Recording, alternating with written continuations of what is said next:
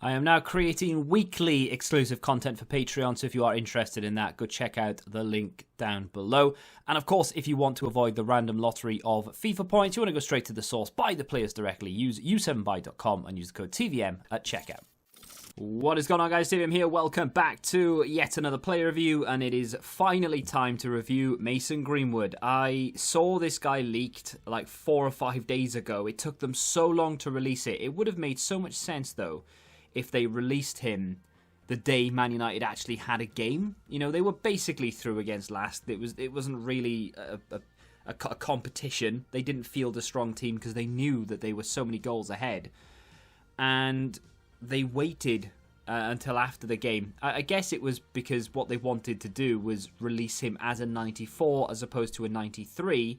And then it saved them having to update him. I don't know, maybe. But either way, we have him now coming in at around 300,000 coins. It's a lot of money to spend for a 94 rated card, especially when you look at some of the Summer Heat cards that came out and they were around 100k and they were 94 rated. But of course, with this, you still have that scope for an upgrade. So if Man United can overcome their net obstacle, then obviously he goes to a 95 and then to a 96. And I think the final would turn him into a 97. If Man United can go all the way and if they can win the Europa League, he will become a 97 rated card. Now, of course, that won't happen for a little while. I don't actually know when the final of the Europa League is scheduled. I will have a look now just to find out how long you would potentially have to wait, because it could be a defining factor, I suppose. Then again, I don't even know if I'm going to be able to... Oh, there we go. So, the 21st of August is when the final is scheduled to go ahead. So, I mean, to be fair, you're still over a month away from the new FIFA at that point. I don't know when the demo is likely to drop, because, of course, as soon as the demo drops, that's it for FIFA 20 as far as I'm concerned. The career mode might still continue, but the Ultimate Team stuff is done and dusted, and we can start moving on to, you know, looking at some of the Ultimate Team players, potential players we could use in the next FIFA. But Man United, of course, play Copenhagen next, so there is every possibility, and no disrespect to Copenhagen, but Man United are heavy favourites to win that. We've not really looked at any of the stats, my bad. I've literally just talked about the potential of him going up in rating, but you can expect to wait just over 2 weeks, just under 2 weeks actually, for him to go to a full rating if Man United do win. He has 5-star weak foot, of course, we know this from the Future Stars. He doesn't have a lean body type, but he does kind of feel like it in game, if I'm honest. He doesn't feel like he has a high and average body type, which is fine, nothing wrong with it, but he does kind of feel a little bit lean. I thought, like, because I didn't look at the stats beforehand, because I've used the Future Stars, he does feel almost lean. And then, of course, he does have 99 agility. He is 6'2", and in the 6 o'clock video, I was concerned, because I felt like this with the Future Stars. I was concerned that the height was going to go against him. With the Future Stars card, he had 95 agility, 83 balance, and he's, of course, 6'2". He didn't feel particularly quick. He felt quite sluggish in turning round. But I'm happy to report, and you would have thought so with a +4 rating boost, that he is actually a lot better now. He feels a lot better, feels a lot faster. You can actually turn around with this card, which is nice.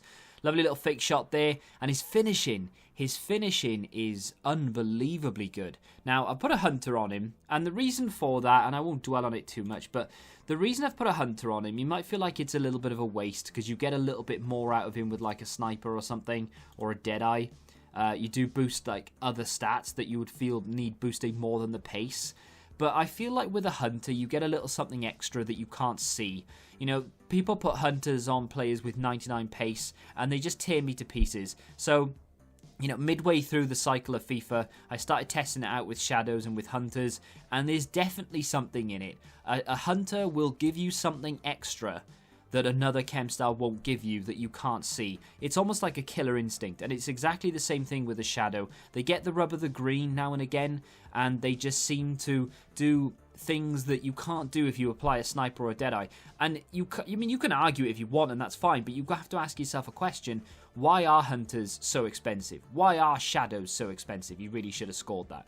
And the reason is because they just do a little bit more than what other chem styles do. And we can't see it, we don't know why, but it just is a thing. It has to be. With that being said, This guy is very good, and 300,000 coins is a justifiable price tag. Now, regardless of where we are, regardless of the fact that it's August, as people like to say, it's still a card that should command a high price tag, and he does. And the reason is because he's end game. Now, I wouldn't go as far as to say that he's meta. Should have scored that. I probably would have been able to score it had I hit it first time rather than flicking it up. But at this point, I was more or less done. I'd played my games. I knew what I felt.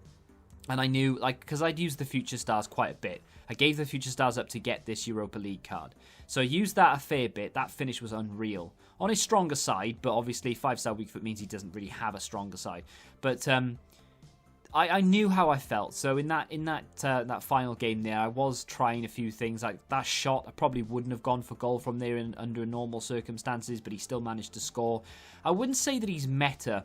And the reason I'm not going to say he's meta, because he only has the 3-star skills, which definitely do annoy me from time to time. Not all the time, but sometimes you just want to do like a spin and you can't do it. And it does get a little bit frustrating sometimes, because that is the move that I would use to get out of that situation.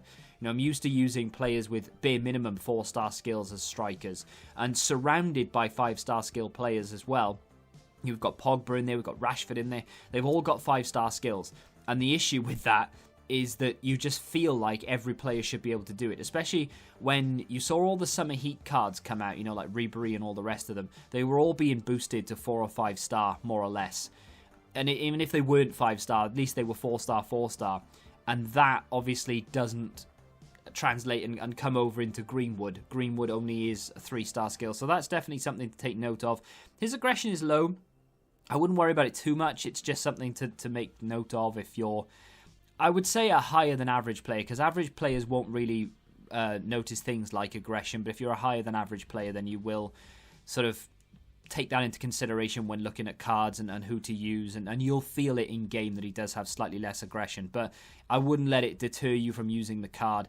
And of course, height sometimes does hinder agility. He does feel quick, he doesn't turn like a boat or anything, but now and again, especially when he's fatigued, not that it's that often because he does have high stamina, you do feel a little bit of a sluggish turn from him. But I mean, that's just FIFA, that's everyone. Even Alejandro Gomez will suffer from that. Overall, I think it's a very good card, definitely worth the money, and would potentially go even higher than he is right now. So would I recommend buying him? Man United fans, absolutely.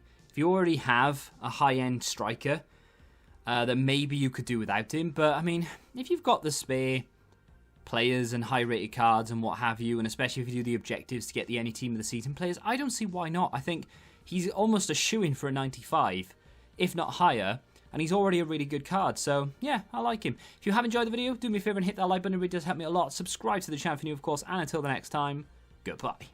Football Index. The game changed. Download the app now.